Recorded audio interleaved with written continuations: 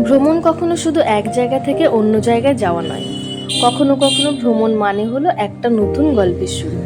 ভ্রমণ মানে ব্যস্ত জীবনের কিছুটা সময় নিজেকে দেওয়া, অচেনা পথকে আপন করে নেওয়া আর নতুন কিছু গল্প সঙ্গে করে নিয়ে বাড়ি ফেরা। কখনো পাহাড়ের মেঘে, কখনো সমুদ্রের ঢেউয়ে, আবার কখনো সবুজে ঘেরা ছোট্ট গ্রামের পথে। প্রতিটি ভ্রমণ যেন জীবনের খাতায় লেখা একটি নতুন অধ্যায়। তো আমাদের যাত্রাটাও তেমন এক নতুন গল্পের শুরু। আমাদের গল্পটা শুরু হয়েছিল টোটো থেকে। সকালটা শুরু হয়েছিল ব্যস্ততা আর উত্তেজনায়। তারপর প্রিয় মানুষের সঙ্গে বেরিয়ে পড়া অচেনা গন্তব্যের উদ্দেশ্যে। টোটো করে আমরা চলে গিয়েছিলাম শেওড়াফুলি স্টেশনে। শেওড়াফুলি থেকে ট্রেনে করে হাওড়া স্টেশন। সৌরভ এর আগে বহুবার ঘুরতে গেছে, কিন্তু আমার এত দূরে এই প্রথমবার ঘুরতে যাওয়া। প্রথমবার দূরে কোথাও ঘুরতে যাওয়ার অনুভূতিটা বোধহয় অন্যরকম। আনন্দ থাকে, অনেকটা আনন্দ। তার সঙ্গে মিশে থাকে অজানা একটা ভয়।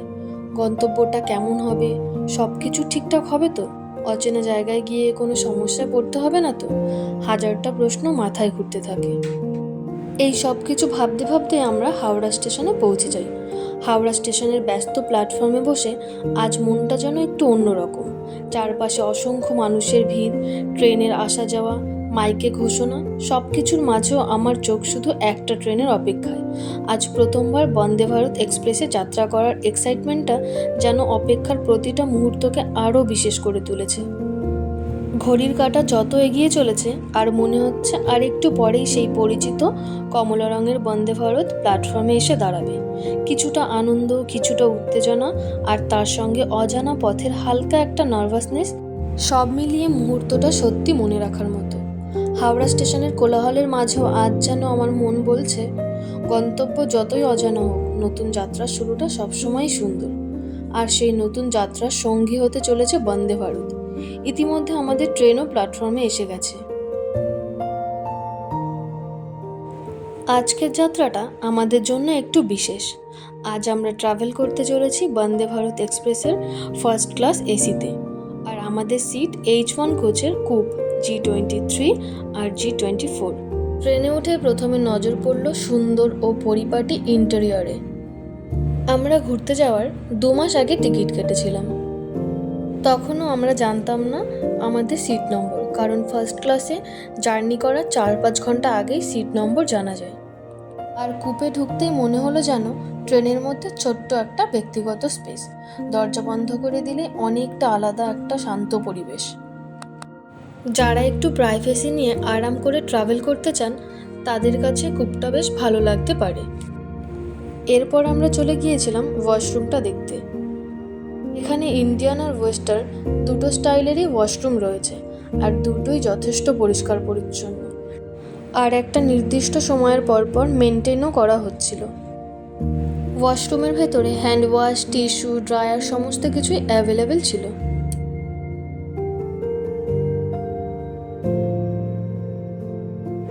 আর ট্রেনের স্টাফদের ব্যবহারও ছিল খুবই ভালো।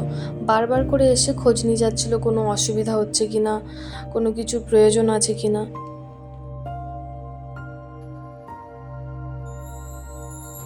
প্রতিটি প্যাসেঞ্জারের জন্য ছিল 2টো বেড কভার, একটা কম্বল আর একটা বালিশ, এছাড়াও একটা হ্যান্ড টাওয়াল ছিল।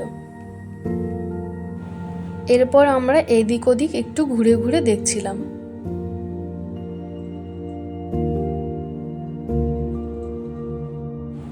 এবার ট্রেন ছাড়ার সময়, তাই দরজাগুলো নিজে থেকেই বন্ধ হয়ে যাচ্ছে। হাওড়া থেকে আমাদের ট্রেন ছিল সন্ধে 6:20 কামাখ্যা বন্দে ভারত। প্রায় সন্ধে হওয়াতে বাইরের দৃশ্য কমই দেখা যাচ্ছিল। এবার ট্রেনের দরজা আস্তে আস্তে বন্ধ হচ্ছে। অবশেষে ট্রেন তার গতি পেল, প্ল্যাটফর্ম ছেড়ে সে ছুটতে শুরু করলো। জানালার বাইরে স্টেশনের ব্যস্ততা আস্তে আস্তে পিছিয়ে যাচ্ছে।